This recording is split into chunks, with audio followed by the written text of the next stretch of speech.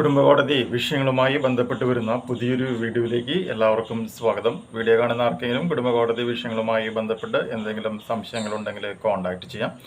WhatsApp number +91 79 94 97 14 19. ഒരു വട്ടം വിളിക്കുവാനുള്ള consultation fees 500 രൂപ ഗൂഗിൾ പേ ചെയ്യാം. സ്വന്തമായി ഗൂഗിൾ പേ ഇല്ല എന്നുണ്ടെങ്കിൽ ഫ്രണ്ട്സിൻ്റെ ഗൂഗിൾ പേ ഉപയോഗിച്ചുകൊണ്ടും എമൗണ്ട് പേ ചെയ്യാവുന്നതാണ്. ഇന്നത്തെ വീഡിയോയിൽ നമ്മൾ ഡിസ്കസ് ചെയ്യാനായിട്ട് പോകുന്നത് കുട്ടികളുടെ കസ്റ്റഡിയുമായി ബന്ധപ്പെട്ട് വരുന്ന വളരെ പ്രധാനപ്പെട്ട ഒരു ടോപ്പിക്കാണ്. കാരണം പല ആൾക്കാരും ചോദിക്കുന്ന ഒരു ചോദ്യമാണ്, അച്ഛന്മാർ ചോദിക്കുന്ന ചോദ്യം ഇങ്ങനെയാണ്: ഭാര്യയ്ക്ക് വേറൊരു വ്യക്തിയുമായിട്ട് ഒരു അവിഹിത ബന്ധമുണ്ടെങ്കിൽ ആ ഒരു സാഹചര്യത്തിൽ ഭാര്യയ്ക്ക് കുട്ടിയുടെ കസ്റ്റഡി കൊടുക്കാതിരിക്കുവാനായിട്ടുള്ള നിയമങ്ങളുണ്ടോ?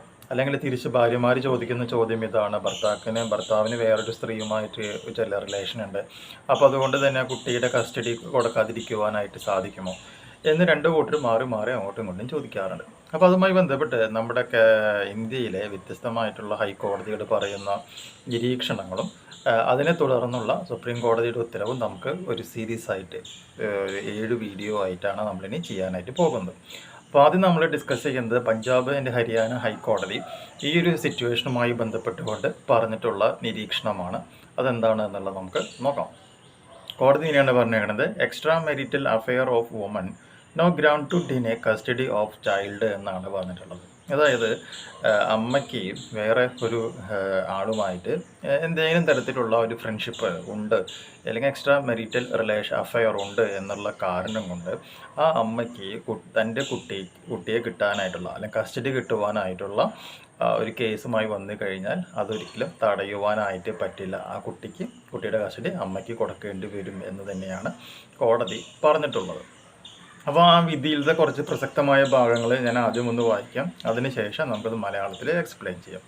തുടർന്ന് കോടതി ഇങ്ങനെയാണ് പറഞ്ഞിട്ടുള്ളത്: the petition filed by a woman from Punjab seeking custody of her 4.5-year-old daughter from her estranged husband that is no longer living with his spouse എന്നാണ് പറഞ്ഞിട്ടുള്ളത്. അതായത് ഈ പെൺകുട്ടി എന്ന് പറയുന്നത്, അമ്മ എന്ന് പറയുന്നത് ഒരു പഞ്ചാബുകാരിയാണ്. ഭർത്താവുമായിട്ട് അവർ തെറ്റിപ്പിരിഞ്ഞ് അകന്ന് താമസിക്കുകയാണ്.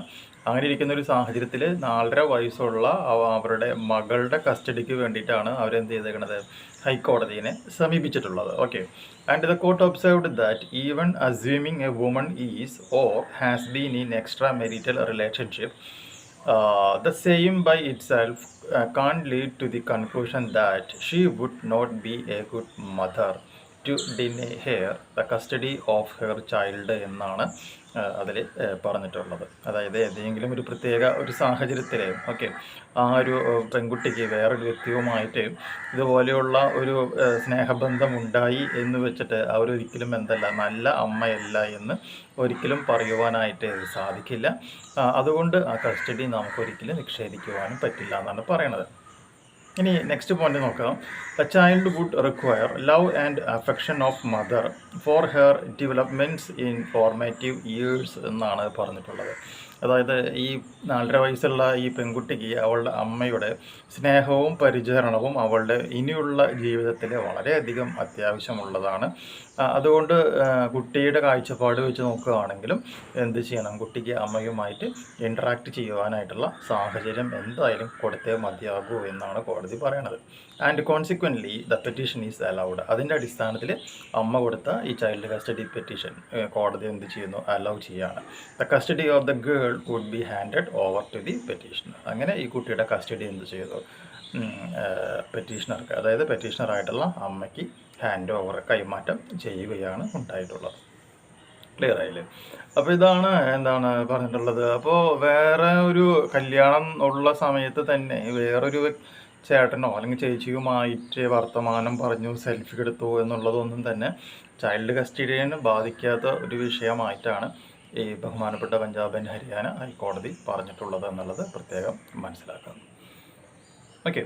അപ്പോൾ ഈ ഒരു ഇൻഫോർമേഷൻ നിങ്ങൾക്ക് യൂസ്ഫുൾ ആയിട്ടുണ്ടെങ്കിൽ തീർച്ചയായും നമ്മുടെ ചാനലിലേക്ക് ഒന്ന് സബ്സ്ക്രൈബ് ചെയ്യുക, തൊട്ടടുത്ത് കാണുന്ന ബെൽ ബട്ടണും എനേബിൾ ചെയ്യുക. പുതിയൊരു വീഡിയോ മറ്റു വീണ്ടും കാണാം. ബൈ.